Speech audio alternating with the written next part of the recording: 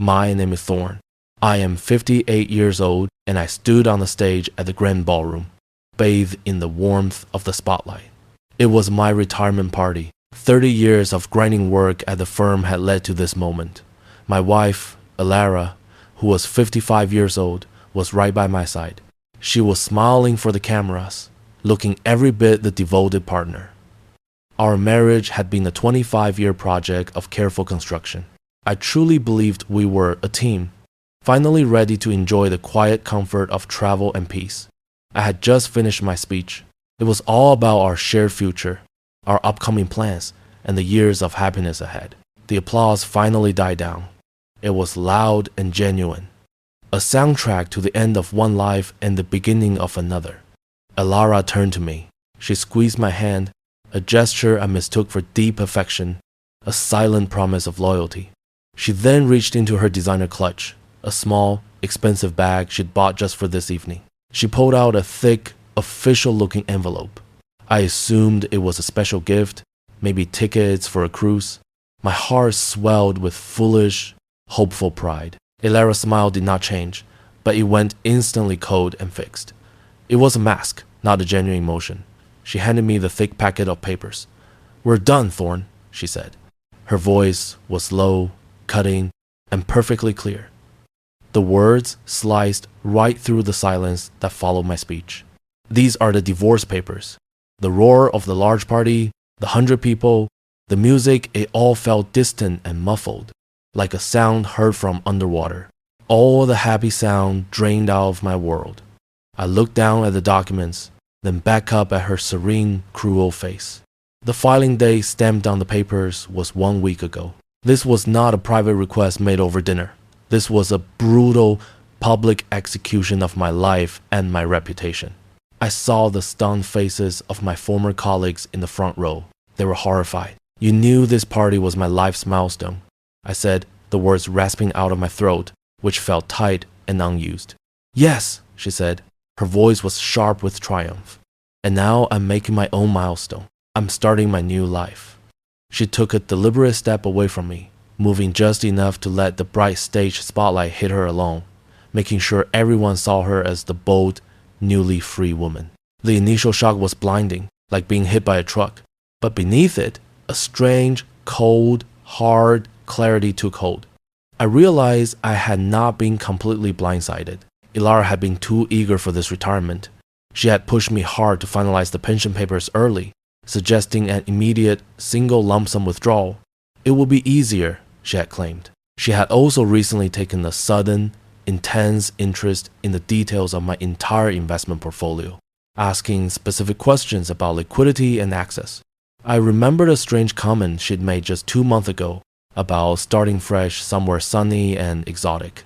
I had dismissed all of these small, troubling things as the normal restlessness of a woman looking forward to a huge life change. But 3 weeks ago, my gut screamed at me. It was a cold, pure fear that I couldn't ignore. I decided I had to move first, before she did. I called in sick for a single, secret day and went to see the only person I trusted with my financial life, the one man who understood the laws of protection. The man I went to see was Mr. Petrov, who was 60 years old. He was a formidable lawyer, known across the city for dismantling bad faith divorce attempts before they could even get started. His reputation was iron. I sat in his massive leather chair and explained my deep, escalating suspicions about Elara's motives. I told him about her unusual, sudden interest in the pension lump sum and her strange comments. He listened to every single detail, his expression growing grim and completely serious as I spoke. "Thorn, we need a counterplan, and we need it immediately," he said, his voice deep and measured. "If she has already filed, and especially if she filed on the grounds of simple irreconcilable differences, she thinks she has a clear path to 50% of everything, especially the large pension and the house." I knew he was right. I gave him complete, full control of everything. I handed over every single document I had, every account number, every piece of information.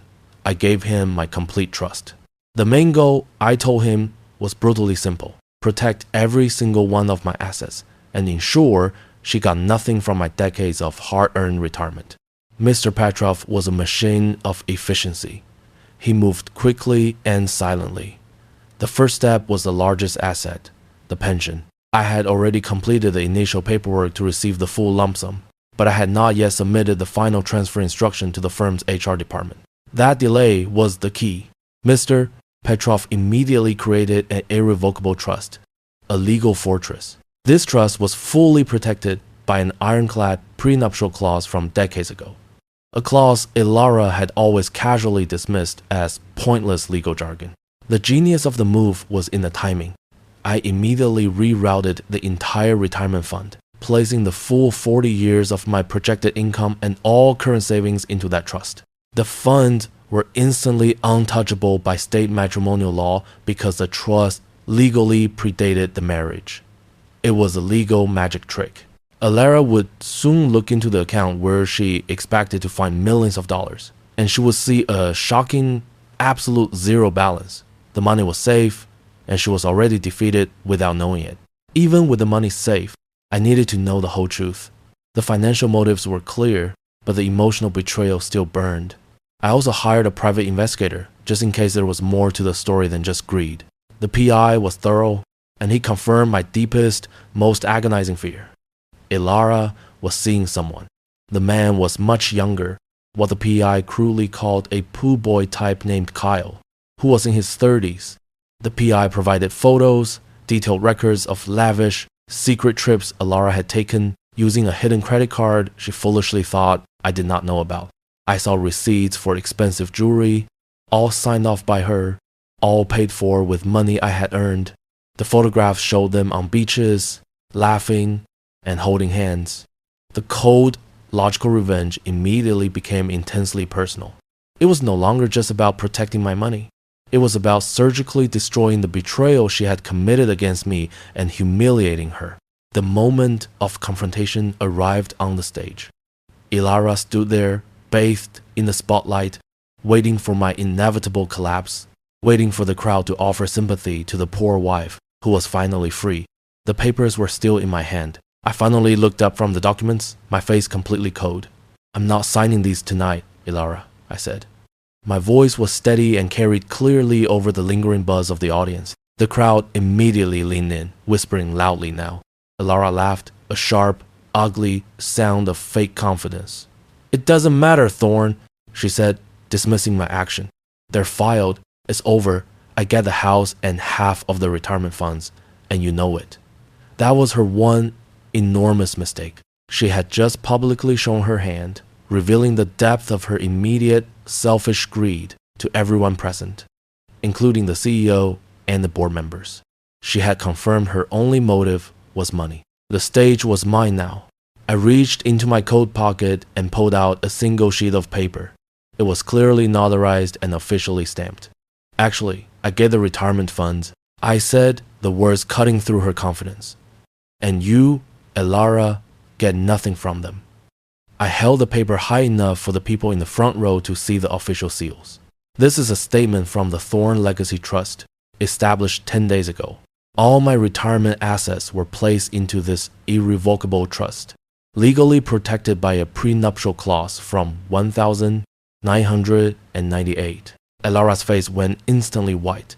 The color drained out of her, replaced by a sudden, consuming terror. She tried to maintain her composure, but the shock was too big. "You can't do that," she stammered. "I already did," I said.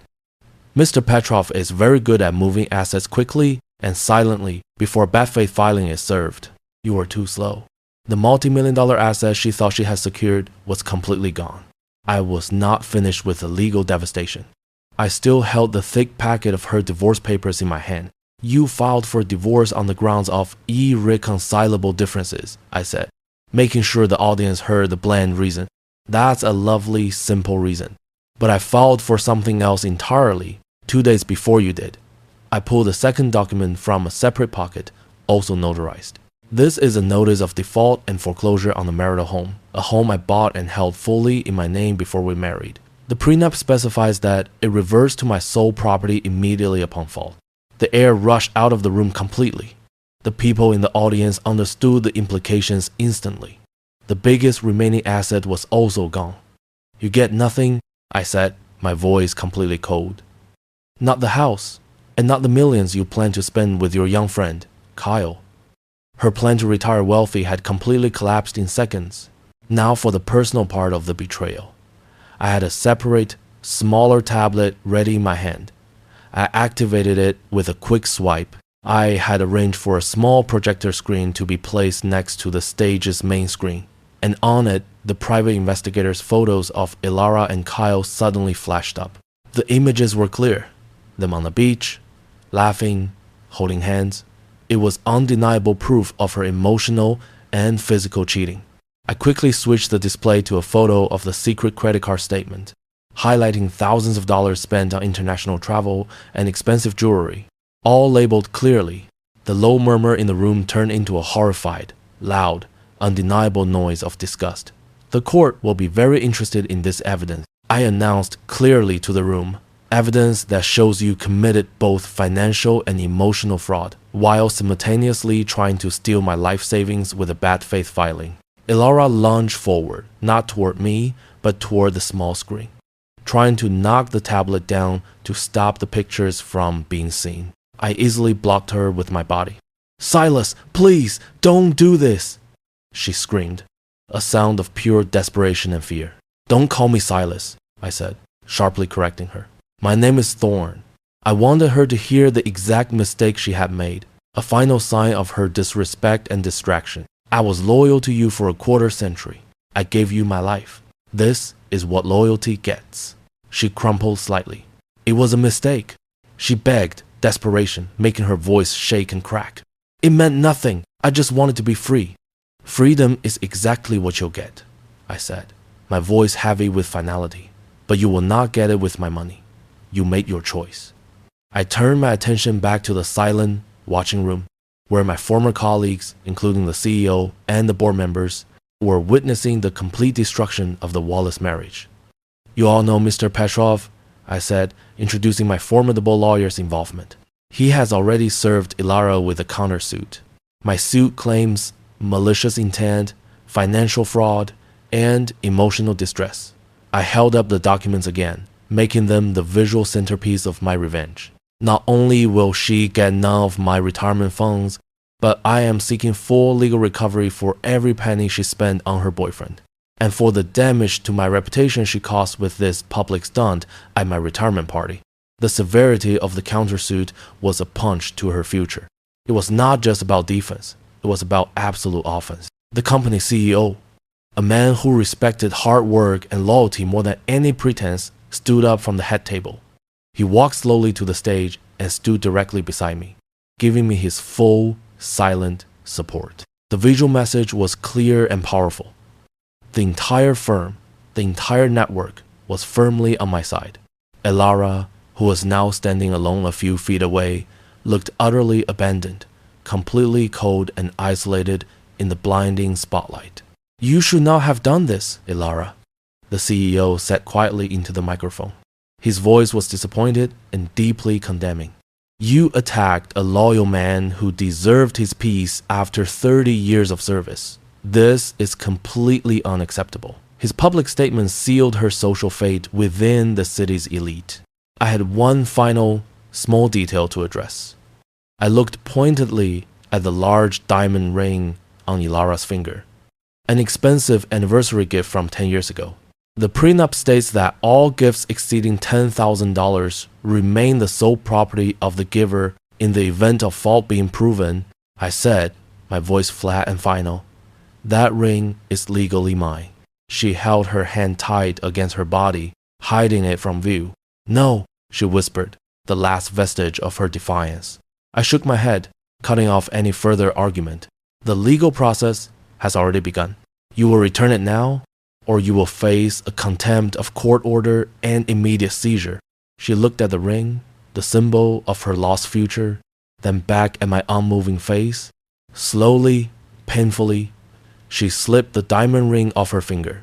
She dropped it onto the floor of the stage.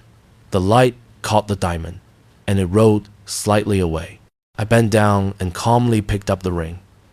It was a tangible piece of my reclaimed property. I put it into my coat pocket. Enjoy your future, Elara, I said. I hope Kyle is absolutely worth the millions you just lost. I didn't wait for her response. I turned my back on her and walked off the stage. The applause that followed was deafening, long, and genuine. It was not for the man who was retiring, but for the man who had fought back with dignity and terrifying intelligence. I shook hands with the CEO and with Mr. Petrov, who was already waiting near the exit, a satisfied look on his face. The party was over, but my celebration had just begun. Mr. Petrov walked with me. He confirmed the immediate next steps. Elara was already legally trapped, completely isolated. She had spent the last of her own discretionary money on this expensive party and her lavish trips with Kyle. She had no immediate funds and, thanks to the trust, no access to the retirement millions she had counted on. I heard one of the hotel's party organizers approach Elara on the stage. The organizer politely told her that the hotel bill for the entire event, which was in my name, would no longer be covered by me.